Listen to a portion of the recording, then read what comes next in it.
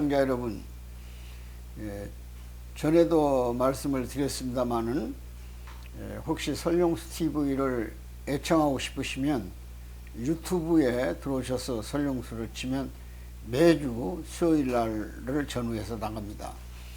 오늘은 위급한 생명 누가 책임지냐 지나 이런 표현을 써봤습니다. 제목으로. 왜 그러냐면 지금 여러분이 잘 알다시피 한 일주일 정도 의료 대란이죠.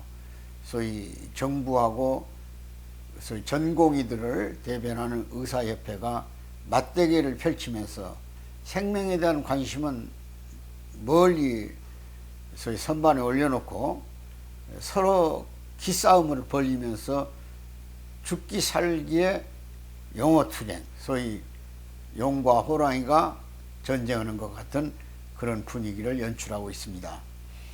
존경하는 애청자 여러분, 그리고 관심 있는 여러분, 참으로 애석한 일입니다. 이 나라가 이만큼 성장해서 이제 먹을 만큼 살게 됐습니다. 그리고 세계에서 G7의 자리를 넘나보고 있어요. 그런데 여러 부분에 물론 모자란 부분이 있습니다. 정치 문제로부터. 그렇지만 의료 문제 또한 무시할 수 없는 문제 중에 하나입니다. 이미 우리 사회는 초고령 사회로 진입해 가고 있습니다. 고령 사회란 말은 바꿔 말하면 성장 동력은 끝나고 소비가 증대되는 시대를 의미하는 겁니다. 바꿔 말하면 생산 인구보다 소비 인구가 많아졌다 그 말입니다.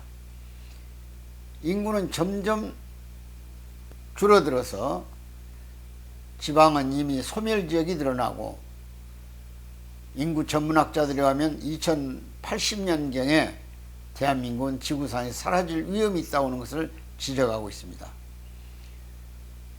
인구가 고령화된다는 말은 바꿔 말하면 나이 드신 어르신들이 병원에 갈 일이 많아요. 그러니까 의료체계가 정비되고 의료 인력이 필요한 지역에 존재할 수 있게끔 국가는 정책적 배려를 해야 할 필요가 있는 겁니다. 지금 들리는 말에 의하면 지방에는 점차 의료시설이 없어진다는 거예요. 그 중에 특히 산부인과, 그 있어야 할 이유가 없죠. 왜? 출산이 안 되니까. 그 다음에 출산이 안 되면 청소년이 없죠. 그러니까 소아과 병원도 없어지는 거예요. 그러다 보면 점점 인구 소멸 때문에 의료시설이 없어지는 거죠.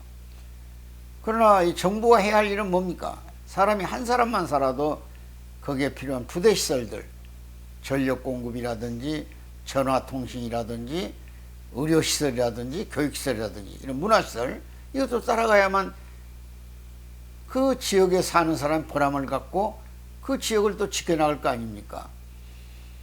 그러니까 아마 정부가 이번 기회에 정부 측 주장에 의하면 의사 한 분을 길러내서 병원에 근무케 하는 데는 10년이라는 세월이 필요하니 그동안 20년이 훨씬 넘게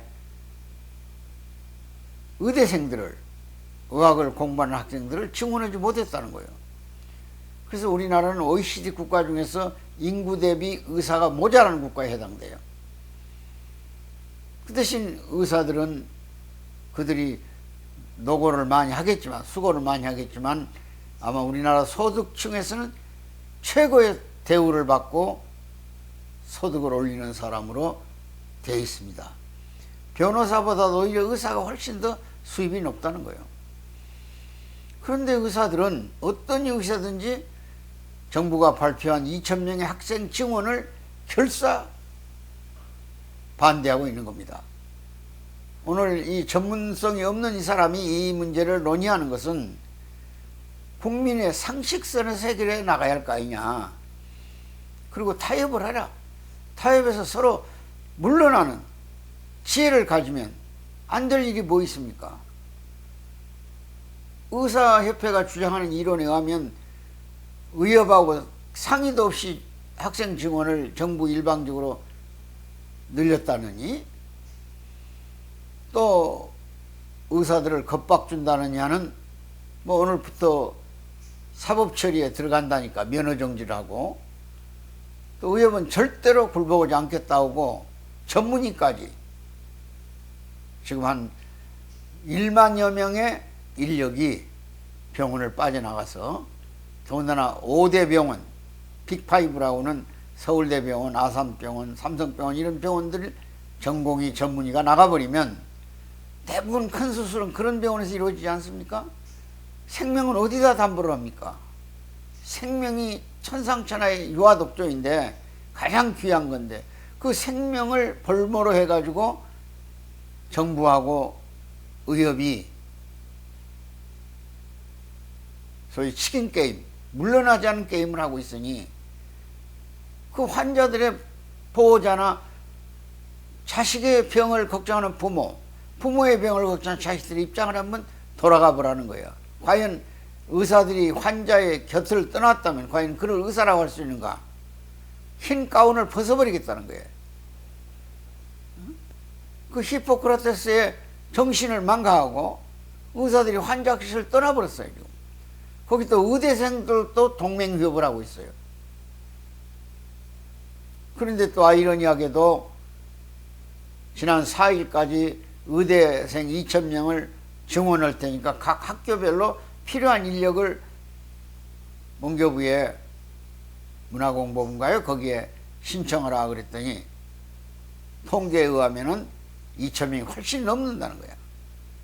그럼 학교는 의욕을 가지고 학생을 증원해주면 그 교육 시스템을 만들어서 교육을 하겠다는데, 지금 의사단체들은 전공이나 전문의 중심으로 의사단체들은 결사고 뭐 항쟁도 그런 항쟁이 없죠.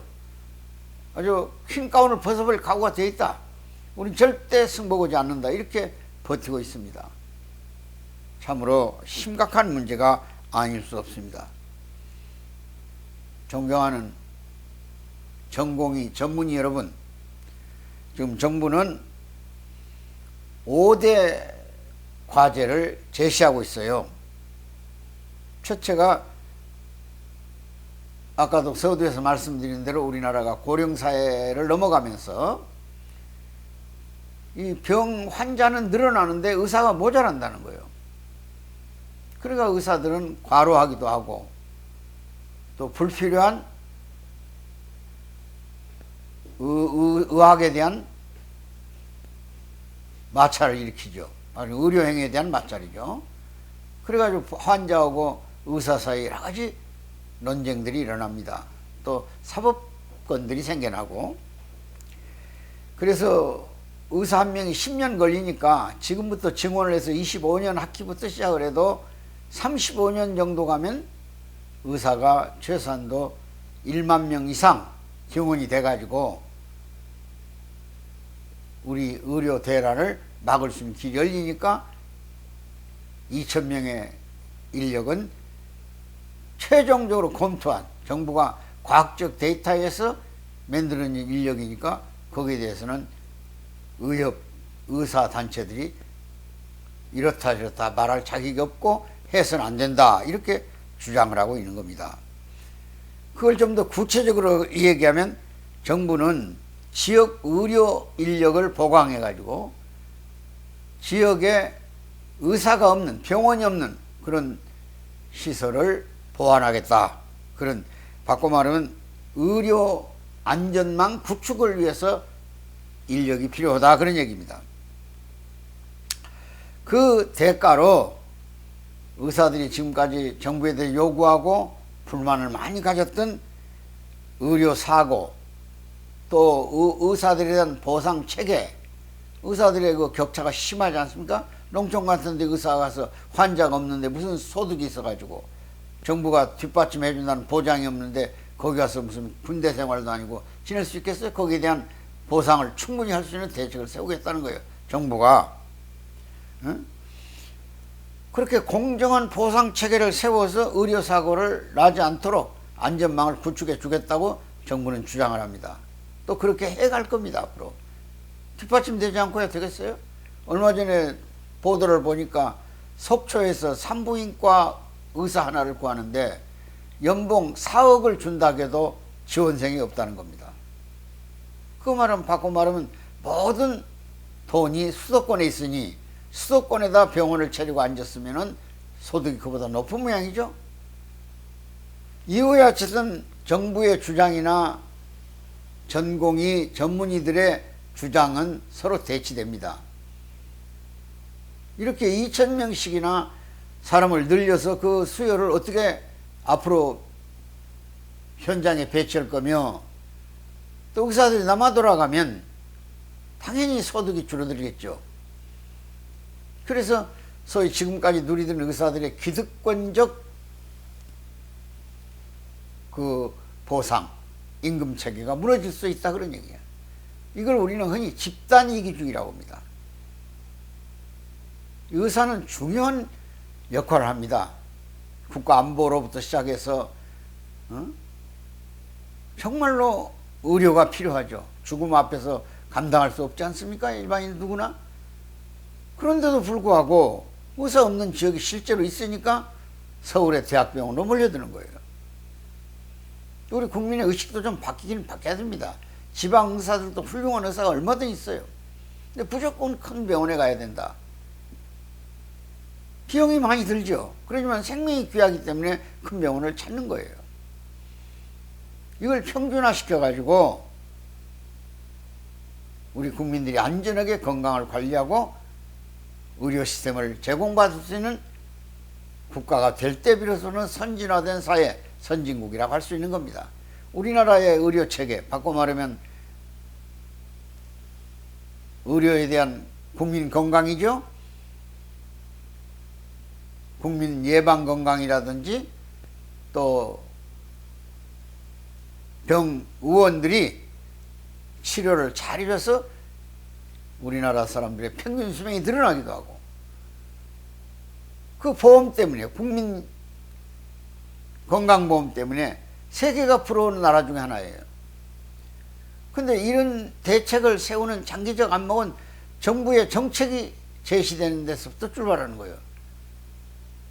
근데 의사단체들은, 의사단체들이죠, 무조건적 숫자 증원에 대해서 거부를 한다 이거야. 이게 국민이 납득이 되냐 그런 얘기입니다.